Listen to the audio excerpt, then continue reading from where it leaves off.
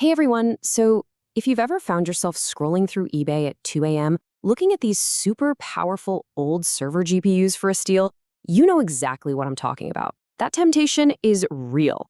Today, we're going to figure out if those older, cheaper NVIDIA cards are a brilliant hack for your AI lab, or if they're about to become very, very expensive paperweights.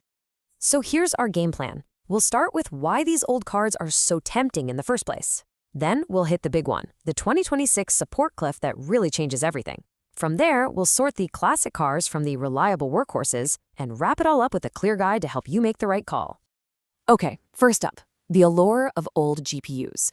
You know, we're talking about hardware that used to cost an absolute fortune, tens of thousands of dollars sometimes, and now you can find it for just a fraction of that price. The dream, right? Getting absolutely massive performance without having to empty your bank account.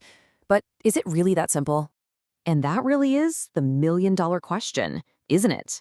You find this incredible deal on a card. It's got a ton of VRAM, thousands of CUDA cores. I mean, it feels like you've just discovered some secret loophole to build a monster AI rig. But is it a true hidden gem? Or is there a catch that's about to turn your prize into a useless brick? Well, that catch brings us right to our next section, the 2026 support cliff. And this is absolutely crucial to understand. Hardware is only as good as the software that can run on it. And for these older GPUs, the software is, well, it's moving on, and it's moving on fast.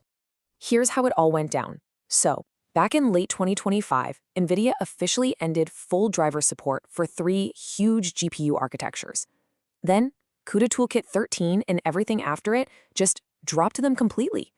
And since all the modern AI tools you want to use, like PyTorch, need these newer CUDA versions to function, those old cards are effectively locked out of the entire modern ecosystem.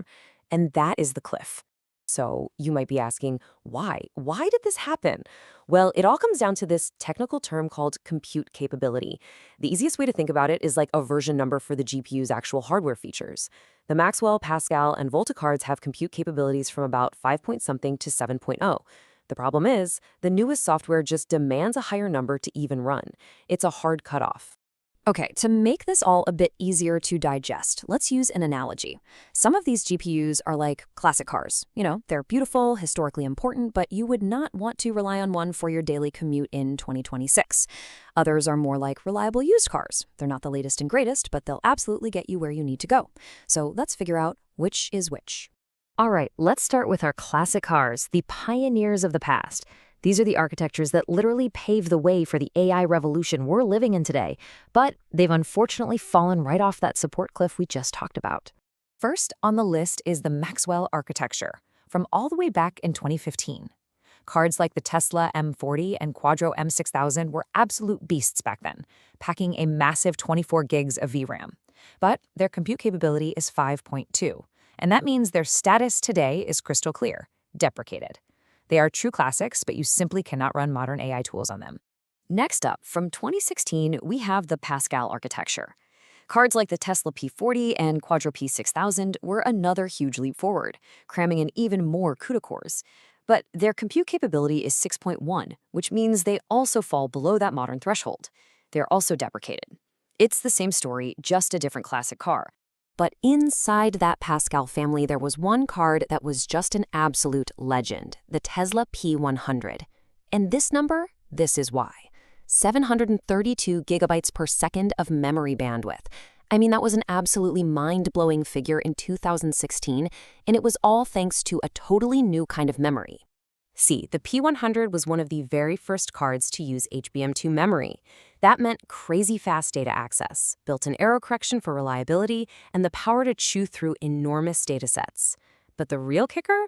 It supported FP16 precision, which basically doubled its performance for deep learning. This card was a total game changer.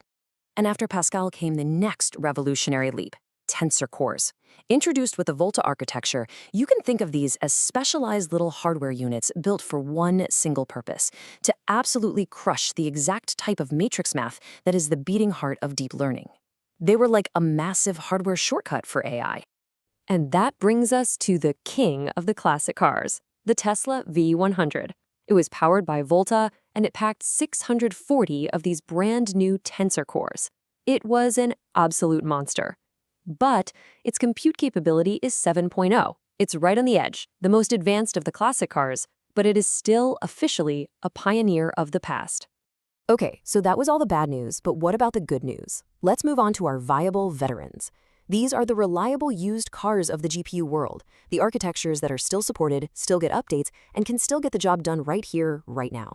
The big dividing line here is the Turing architecture, with its compute capability of 7.5. That half a point makes all the difference. Turing gets full support in modern drivers and CUDA. It has better second-gen Tensor Cores, it supports more efficient data types, and it can run different kinds of math at the same time. This is the secret sauce for why it's still such a solid choice. Just to give you an idea, the top-tiered Turing card, the Quadro RTX 8000, can have a staggering 48 gigabytes of fast GDDR6 memory. I mean, that is enough VRAM to handle gigantic datasets and train some very, very large models, even by today's standards. And the RTX 8000 wasn't alone. Other high-end Turing cards from that same era, like the Quadro RTX 6000 and the legendary Titan RTX, are still absolute powerhouses for anyone doing serious AI work on a budget. These are the ones you want to look for. But Turing isn't just about raw brute force power. It's also about efficiency. Take the NVIDIA T4 GPU, for instance. It sips just 70 watts of power. Compare that to the 250-plus watts of those older pioneers. This makes the T4 a fantastic, super efficient option, especially for just running inference on models you've already trained. And that brings us to our final section, your decision. At the end of the day, it's all about choosing the right tool for the job.